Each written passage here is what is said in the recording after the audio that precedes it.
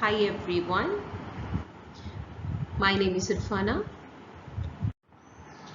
Now I'm going to discuss genetic classification of language. What is genetic classification, or what basis the languages were classified?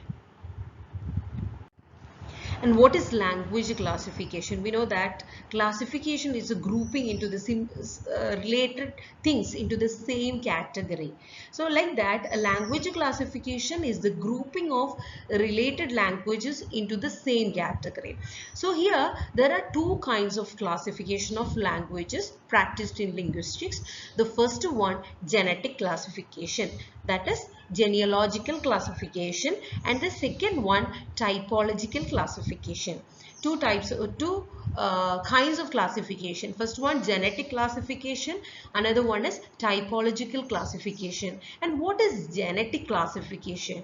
This genetic classification or genealogical way of classification related to the history of the past and present members of the family or families.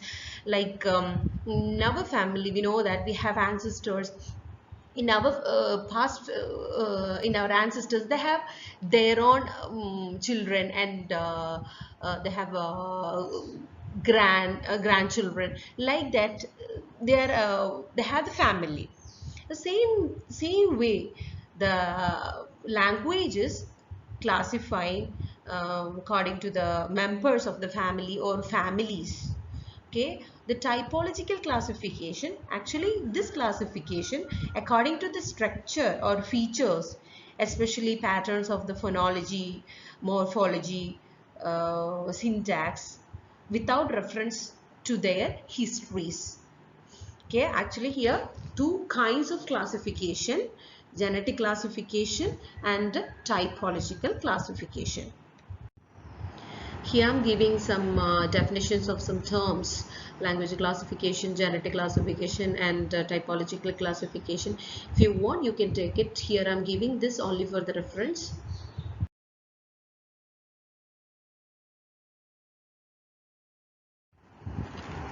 Yes, Indo-European language family. We have already learned major language families: Semitic, Dravidian, Ural Altaic, Indo-Chinese, Indo-European. So Indo-European language family is one of the most important of language, because English languages belongs to this particular major language family, this major language family. So let us discuss what is Indo-European language family. We know that Indo-European family covers most of the languages of India and Europe. It was spoken about 3000 to 3000 BC by nomadic tribes of Central Asia who wandered around the Black Sea. In this lesson, I'd like to introduce you in details about Indo-European language family. This language family is of prime importance to us as English students, because English language has descended from this language family. Now let us move on to discuss Indo-European language family. Various languages in the world originated as a result of divergent development from a parent language. We know that in this world, different languages are there, various languages are there. It is originated as a result of divergent development. And what is divergent development? In the olden days, languages came to contact with each other and gave rise to some new languages. So this particular process is called divergent development. So from one parent language, various languages are formed in the world. Such languages which descended from a mother language, which will have connection with each other, they'll have a certain common properties. So they'll be called a family of language. One such mother language is Proto-Indo-European. It was earlier termed Aryan or Indo-Germanic. This parent language, which is a Proto-Indo-European, it is believed that Proto-Indo-European was spoken during the time period of 3000 to 2000 BC, and which location was it's spoken in the area of southwestern Russia. but we don't have any written record of this Proto-Indo-European family, Proto-Indo-European languages. Then how do we know the features of this Indo-European language? There are many languages which are descended from Proto-Indo-European, and all these languages shares certain common features, and we infer that these common features would be the feature of the parent language, that is Proto-Indo-European. So it is descended language shows various degrees of similarity. Its descent languages show various degrees of similarity to one another. For example, let me tell you that Malayalam and Tamil certainly shares a lot of features. They have a lot of things in common, some words, expressions, grammatical structures, etc. Whereas Malayalam and Telugu, it is a little more distant. Still, if we put a little more effort, we can try to learn Telugu easier than any other languages like French or Latin. There is a little bit of similarity between Malayalam and Telugu, but not as much similarity with Malayalam and Tamil. So that means Malayalam and Tamil must be the sister language because it's nearer in our state.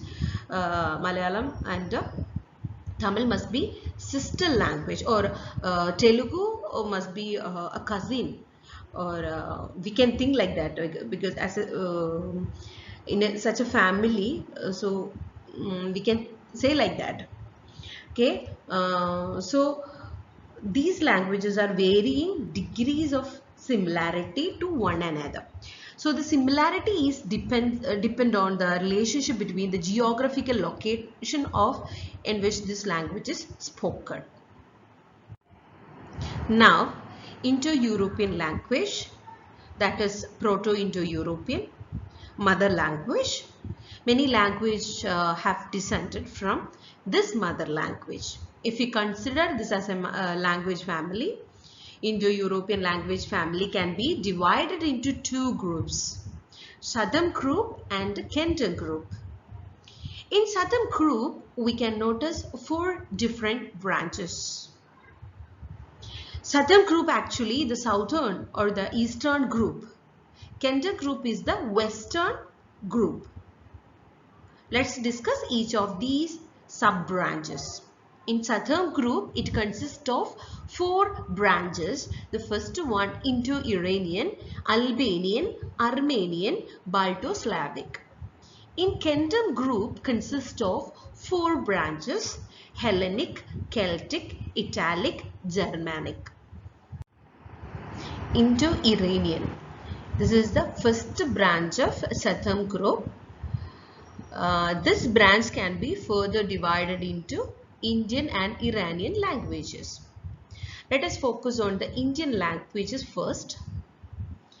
So the oldest scripts available from India, that is Vedas, Aranyakas, Brahmins and the Upanishads, all these languages were written in Vedic Sanskrit. Now this is a form of Sanskrit used to write ancient literature like Vedas, Aranyakas, Brahmins and Upanishads, etc. So it is Vedic Sanskrit. Sanskrit was actually used for writing religious texts in this particular era. We know that in our olden days, some people, they are used to write these types of text using the Vedic Sanskrit, that language. Okay, Sanskrit was actually only used for writing religious text in this particular era. After that, Sanskrit language was used to write things outside the sphere of religion. After some days, Sanskrit languages was used to write things outside the sphere of religion. For example, grammarians like Panini used this language in a secular way. So when they started using this language, this Sanskrit language itself underwent certain changes.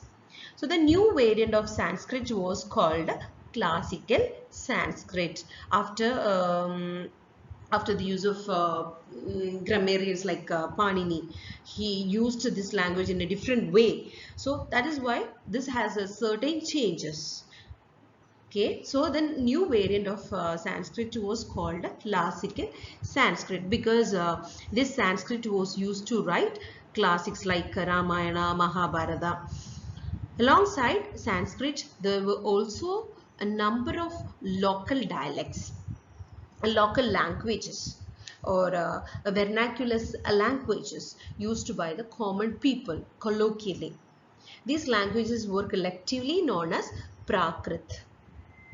Okay, in modern language of India are supposed to be descended from Sanskrit and Prakrit, especially the language of India, Pakistan, Bangladesh. Okay, it is a mixture of both Sanskrit and Prakrit. The most important languages which are descended from Sanskrit and Prakrit are Hindi, Urdu, Bengali, Marathi and Punjabi. So, in Indo-Iranian further divided into two branches, Indian and Iranian language. In Indian language, oldest texts were written in Vedic Sanskrit. This oldest Vedic Sanskrit used only for writing religious text. But the use of Sanskrit was extended outside the scope of religion, and Sanskrit language underwent certain changes that resulted in classic Sanskrit. Okay, alongside Sanskrit, there were another local dialects collectively known as Prakrit. The modern Indian languages came from the mixing of both the Sanskrit and Prakrit. Okay, let's move on. Iranian languages, and it focuses on the northwest of India, Persian, Afghan, Baluchi and Kurdistan. The important languages are Persian, Afghan and Baluchi, spoken in the eastern region of Afghanistan and Pakistan, Kurdish in Kurdistan. Another branch of southern group, that is Albanian branch. This can be found in the northwest of Greece on the east coast of Adrian Sea. This is very small branch. The only modern remnant from Albanian branch is Illyrian. Illyrian language is the only modern remnant from Albanian. We have records of Illyrian from 7th century AD, but other than that, this particular language family is almost non-existent. Let's come to the third branch of southern group, that is Armenian. How we know this language? It is through this translation of Bible in this language. It is only through the translation of Bible in this language. That is the only reason why we know about this small branch of Indo-European languages. Let's come to the fourth language branch of Indo-European language family, that is Balto-Slavic. Balto-Slavic branch, it covers a vast area, as the name suggests, Balto-Slavic branch. The languages can be found in the east part of the Europe. We can further divide it into two sub-branches, that is Baltic languages, Slavic languages. The main Baltic languages are Prussian, Lithuanian and Lettish. While we consider the Slavic language, Slavic further divided into three: East Slavic, West Slavic and South Slavic. In the East Slavic sub-branches, we have modern languages of Great, White and Little Russian.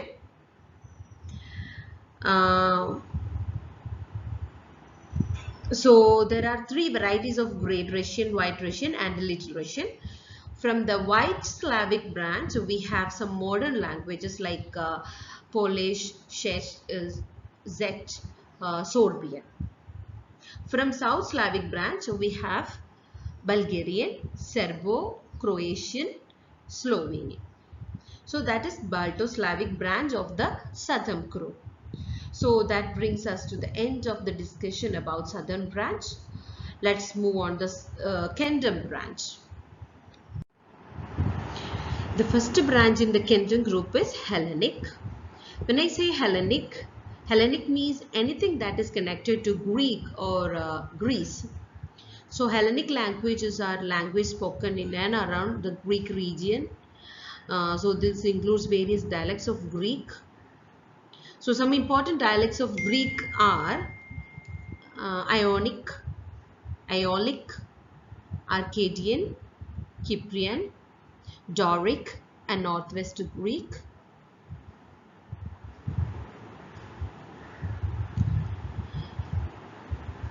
These are some important dialects of Greek, but of these different dialects, the most important dialect of Greek is Attic.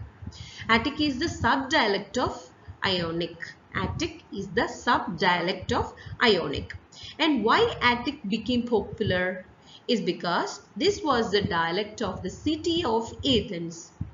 And this particular dialect is by far the most studied Greek dialect. Why this became important is due to the political and commercial position of Athens, because Athens was considered the political and commercial capital of Greece from 5th century onwards. And because of the political and commercial position of Athens, the importance of the city, the dialect spoken in the city also gained prominence. So that is why the civilization grew up here. So that is why the Attic considered to be the most important dialect of Greek. Let's discuss the next branch of Kingdom group, that is Celtic. Celtic group of languages. Once upon a time, this was one of the most extensive groups in the Indo-European family. There were many speakers of the Celtic languages, but right now we can see that Celtic languages speakers are very few. Speakers of Celtic languages are found only in the far corners of France, British Isles. The most important languages of Celtic branches are Welsh, Gaelic, Irish, Gaelic, Scottish, Gaelic and Manx. Among the speakers of these languages, they are losing ground everywhere because these are the languages of the minorities in France and British Isles. Their languages have been overtaken a prominent languages like English, French, etc. That is why this particular branch is now deteriorating. Let's move on to the next branch of Kingdom group, that is Italic. Italic branch has its center in Italy, and to most people Italy in the older times suggests Rome and the languages of Rome. So the main languages spoken in this region, that three languages which are spoken in older times. These three languages are Latin, Umbrian and Oscan. There were many other languages spoken in Italy, but these languages were driven out of Italy because Rome became most important part of Italy. It was politically dominant. So the languages of Rome became most prominent than all other languages of Italy. The most important languages in Rome was Latin anyway. So from Latin we get a lot of modern languages, and these languages languages in the Italic branch, also known as the Romance language. It is called a Romance language, not because it is used for a romance. Please don't write like that.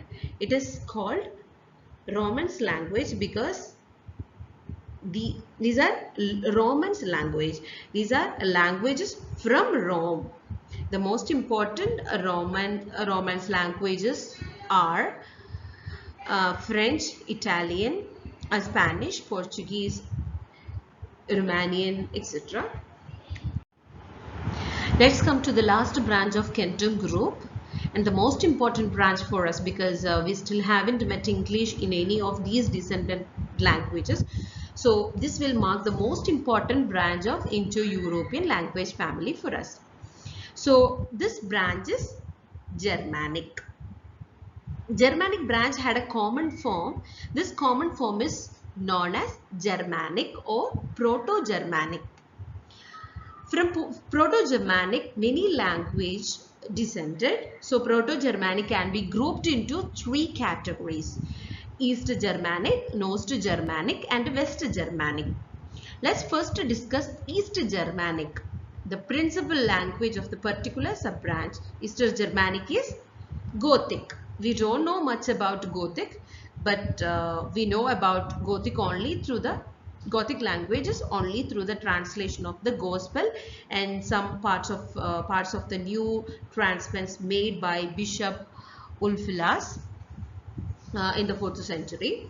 So in the 4th century, a certain So in the 4th century, a certain bishops named Ulfilas translated parts of the Bibles to Gothic. So that's why we know about the existence of this language, Gothic, which belongs to the East Germanic. Let's discuss about North Germanic. North Germanic sub-branches found in places like Scandinavian, Denmark, Iceland, and Faroe Islands. Let us finally come to the most important sub-branches of Germanic. It is the West Germanic group. West Germanic group again divided into three sub-branches: High German, Low German, and Anglo-Frisian. From High German, we get modern Germanic language, German. We get modern German. From Low German, we get modern Dutch. Anglo-Frisian evolved into Anglo-Saxon, which further changed into Middle English, and from Middle English we have the modern English language. So this bit we have discussed here, the Indo-European language family. It is also the story of the descent of the English language. Here I'm giving the family tree of Indo-European language, family of language.